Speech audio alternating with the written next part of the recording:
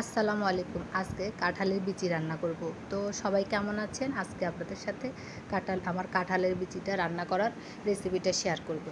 এই যে দেখছেন শুটকিটা এটা আমার হাসব্যান্ড নিয়ে আসছিল কক্সবাজার থেকে। ওটা আমি ভালো করে কুটে ধুয়ে রেখে দিয়েছিলাম। তো এখানে একটু তেলের ভিতরে আমি পেঁয়াজ, তারপরে একটু রসুন কুচি দিয়েছি, কুচি করে একটু টমেটো, তারপরে আপনার কাঁচামরিচ।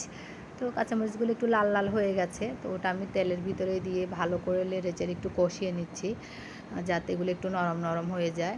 এই যে টমেটোগুলো একটু নরম নরম করে নিচ্ছি। এরপরে এখানে আমি রসুন বা ব্লেন্ডার করা রসুন দিয়ে দিয়েছি। তো রসুন সহ আমি ভালো করে এটা মিক্স করে নিচ্ছি। আলহামদুলিল্লাহ আজকে রান্না করতেছি, একটু শরীরটা ভালো আছে, গত 2 দিন একদমই অসুস্থ ছিলাম। তো এখানে আমি একটু হলুদ গুঁড়ো দিয়ে দিলাম, মরিচ গুঁড়ো দিয়ে দিলাম, দুটো একসাথে দিয়ে দিচ্ছি। এই যে দিয়ে দিলাম। এরপরে আমি একটু মশলাও দিয়ে দিব, যে মিক্স মশলাগুলো ওগুলো একটু দিয়ে দিচ্ছি, দিয়ে এগুলো সুন্দরভাবে নাড়াচাড়া করব। আসলে আমার ভিডিওগুলো আমি নিজেই করি, তো সেই জন্য অনেক সময় হচ্ছে একটু লড়াচড়া বেশি হয়, সবাই একটু মানিয়ে নেবেন আর কি। এরপরে আমি একটু পানি দিয়ে নিয়েছি, 1 কাপ পরিমাণ পানি দিয়ে একটু মশলাগুলো একটু কষিয়ে নেব ভালো করে।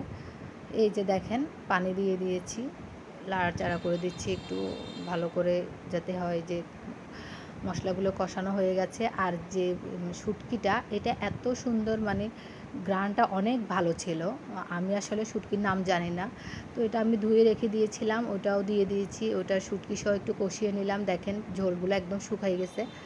তো খুব সুন্দর একটা কালার আসছে আর খুব সুন্দর একটা ঘ্রাণও আসতেছিল, শুটকির ঘ্রাণটা। এরপরে আমি হচ্ছে এই যে কাঁঠালের বিচিগুলো দিয়ে দিলাম। কাঁঠালের বিচিটা আমি আগে থেকে সিদ্ধ করে নিই, তার কারণ ছিল কাঁঠালের বিচিতে প্রচুর পরিমাণ ভিটামিন এ আছে, আর তো ওটা আমাদের শরীরের জন্য প্রয়োজন। সিদ্ধ করলে এগুলো চলে যাবে ভিটামিনগুলো, তাই আমি সিদ্ধ করে নিই। তো এগুলো সব দিয়ে একটু পানি দিয়ে আমি কষিয়ে দিলাম। দেখেন আমার জানালা দিয়ে ভিউটা কি সুন্দর। এখানে একটা লোক দেখেন অনেক গাছ টাছ লাগাইছে। এই যে দেখেন সুন্দর করে আমি এগুলো লাড়াচাড়া করে একটু পানি দিয়ে দিচ্ছি, পানি দিয়ে রেখে দিব ঢাকনা দিয়ে, যাতে কিছুক্ষণ থাকলে এটা অনেক ভালো একটা ঘ্রাণ আসবে, তারপর এগুলো হয়ে যাবে। আমি তখন লবণ দিই নাই প্রথমে, যদি কাঁঠালের বিচিটা যদি আবার নরম না হয় সেজন্য। তো আমি এখন লবণ দিয়ে দিয়েছি। একদম মাশাআল্লাহ খুব সুন্দর একটা ঘ্রাণও আসতেছিল। তো একটু মিক্স মশলাটা উপর দিয়ে দিচ্ছি, একটু ভালো ঘ্রাণ আসার জন্য, ভালো একটা গন্ধ পাওয়ার জন্য দিয়ে দিলাম। এই যে দেখেন মাশাআল্লাহ খুব সুন্দর, আমি হাত দিয়ে ধরে দেখেছিলাম একদম নরম হয়ে গেছে কাঁঠালের বিচিটা। আর তো শুটকি দিয়ে রান্না করলে কাঁঠালের বিচির কোনো কথাই নেই, খুবই মজার হয়। তো বাচ্চারা যদি না খেতে চায়, তার জন্য আমি 3টে ডিম দিয়ে দিচ্ছি আমার বেবিদের জন্য। আমার হাজব্যান্ডও বলছিল যে ডিম দিয়ে খেতে চাইছিল, তো ডিমটাও দিয়ে দিলাম। আবার একটু লবণ ছিটিয়ে দিচ্ছি ডিমের ভিতরে যদি না ঢুকে, কারণ ডিমটা তো আর ভাঙবো না, তাই। এই যে ডিমটা একটু উল্টিয়ে দিলাম, ডিমটা হয়ে গেছে। আমি আবার বেশি ঝোল রাখি নাই, একদম মাখা মাখা করে রাখছি। কথায় যদি ভুল ত্রুটি থাকে সবাই একটু মানায় নেবেন। আর আমার ইউটিউব চ্যানেলটা প্লিজ প্লিজ সবাই একটু সাবস্ক্রাইব করে দিবেন, লিঙ্ক দেওয়া থাকবে।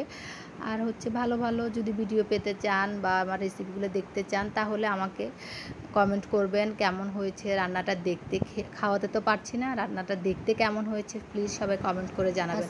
এই যে রসুন দিয়ে একটু তেল দিয়ে আমি তেল মেরে দিয়েছি, যেহেতু এটা শুটকি খাওয়ার আমার ভালো লাগে, তার ভেতরে একটু পাঁচফোড়নও দিয়েছি। তো সবাই ভালো থাকবেন। আসসালামু আলাইকুম, আল্লাহ হাফেজ।